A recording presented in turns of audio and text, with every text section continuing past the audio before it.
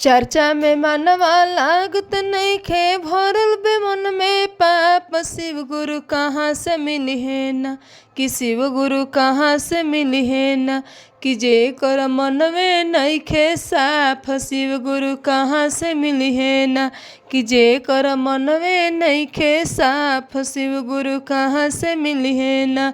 चर्चा में मानवा लागत नइखे, भरल बा मन में पाप। शिव गुरु कहाँ से मिली है ना, कि शिव गुरु कहाँ से मिली है ना, कि जे कर मन में नइखे साफ। शिव गुरु कहाँ से मिली है ना, कि जे कर मन में नइखे साफ। शिव गुरु कहाँ से मिली है ना, कि जे कर मन में नइखे साफ। शिव गुरु कहाँ से मिली है ना।